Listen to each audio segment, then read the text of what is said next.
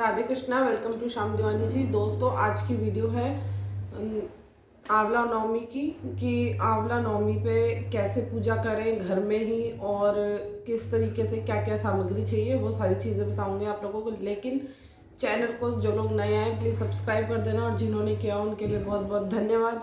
और वीडियो अगर आपको पसंद आए तो प्लीज़ शेयर ज़रूर कर देना। आप लोग शायद शेयर करना भूल जाते हैं दोस्तों, आप शेयर ज़रूर कर देना और लाइक कमेंट करके बताना वीडियो कैसी लगी। तो आइए मैं बता देती हूँ आप लोगों को क्या क्या चाहिए। देखिए,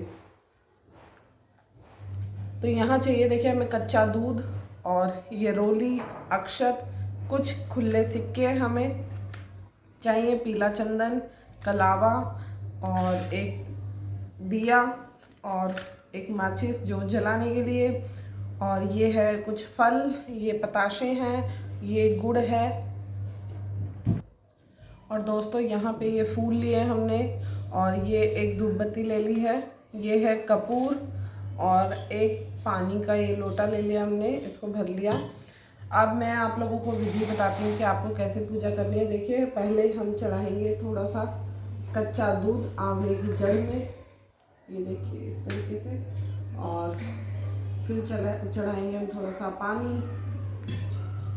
उसके बाद हम कलावा चढ़ाएंगे। कलावे को हम वस्त्र रूपी चढ़ाते हैं, तो कलावा चढ़ा दें आप आंवले के पेड़ पर। उसके बाद आप जोत जला दें।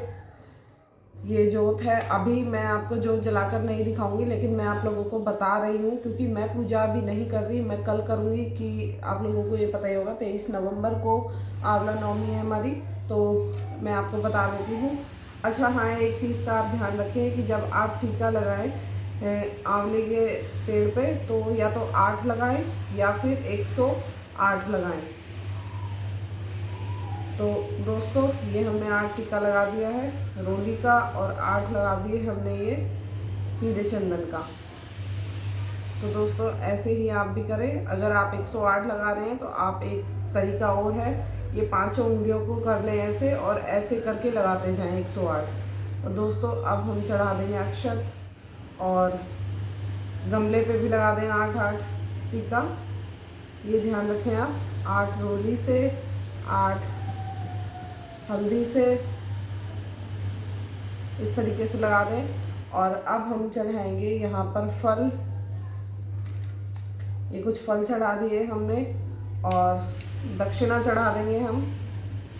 कुछ खुले सिक्के लेके आप खुले सिक्के ये दक्षिणा चढ़ा दें, और ये फूल चढ़ा दें। और उसके बाद आप जोत पहले ही जला दें, और ये धूपबत्ती भी जला दें।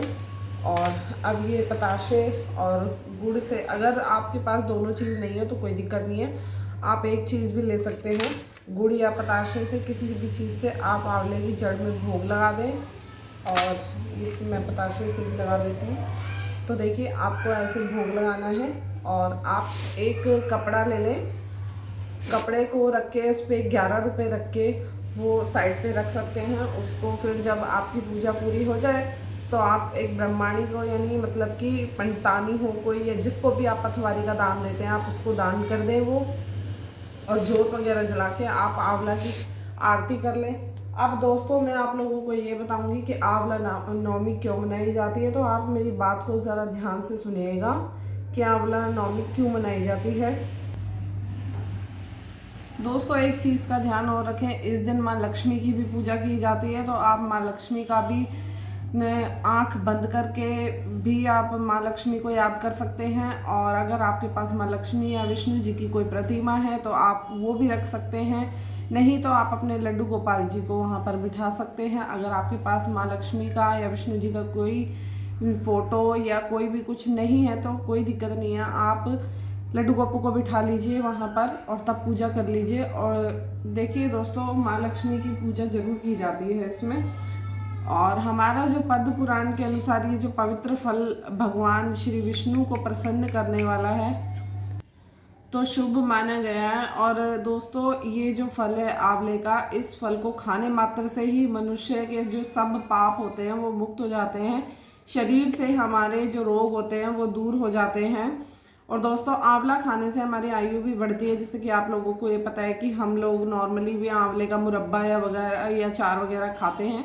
आंवले का जो रस होता है उसको पीने से हमारे जो धर्म संचय होता है उसके जल से स्नान करने से दरिद्रता दूर होती है और सब प्रकार के जो ऐश्वर्य प्राप्त होते हैं। आंवले का दर्शन, स्पर्श तथा उसके नाम का उच्चारण करने से वरदायक भगवान श्री विष्णु अनुकूल हो जाते हैं और आंवले का फल मौजूद जहाँ होता है वहाँ भगवान श्री विष्णु सदा विराजमान रहते हैं दोस्तों, तथा उसके घर में ब्रह्मा एवं जो लक्ष्मी का वास हमेशा रहता है। इसलिए अपने घर में आंवला अवश्य रखना चाहिए या फिर आप आंवले का पेड़ भी लगा सकते हैं। इस दिन आप स्नान, पूजन, तर्पण तथा अनादि का दान करके अक्षय अनंत गुणा फल मिलता है दान वगैरह करने से। और जो पद्म पुराण में भगवान शिव ने कार्तिकेय से कहा कि आंवला वृक्ष साक्षात विष्णु का ही स्वरूप है, तो ये विष्णु प्रिय है।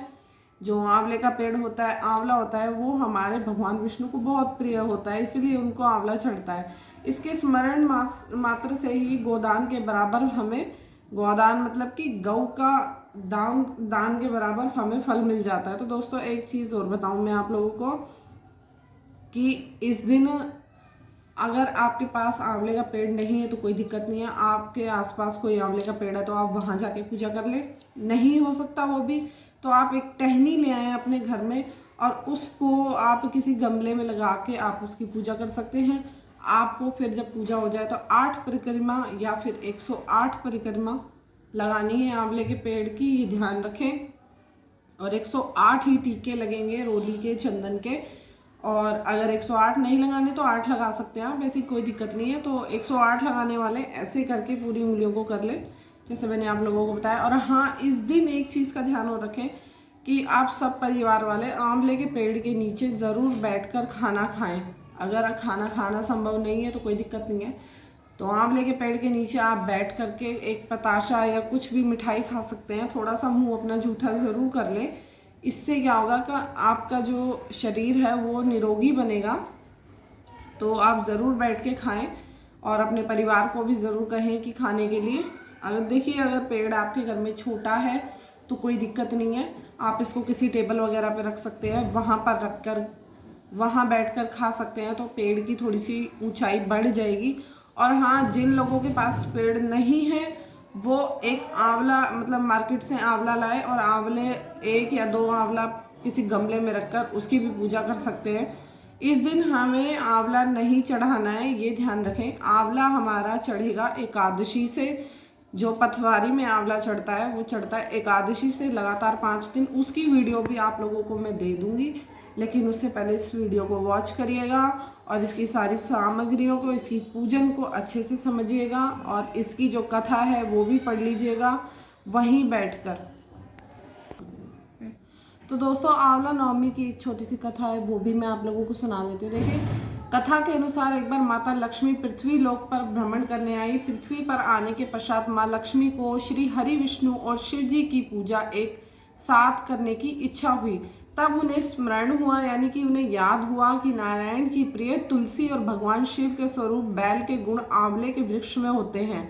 तब लक्ष्मी जी ने सोचा कि जब इस वृक्ष में दोनों का अंश है तो इस वृक्ष की ही पूजा की जाए। इसके बाद माँ लक्ष्मी ने आंवले को ही शिव जी और विष्णु जी का स्वरूप मानकर पूजा की, जिससे प्रसन्न होकर दोनों देव एक साथ प्रकट हुए। तब माँ लक्ष्मी ने आंवले के वृक्ष के नीचे भोजन बनाकर विष्णु और भगवान शिव को खिलाया था।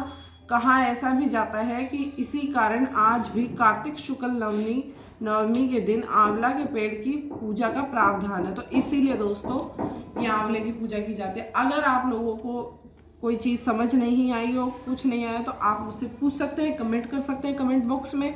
और वीडियो अगर समझ आ जाए, अच्छी लगे तो प्लीज़ लाइक, शेयर, कमेंट। और मिलते हैं अपनी नेक्स्ट वीडियो में, तब तक के लिए नमस्कार, राधे कृष्णा, बाय बाय दोस्तों।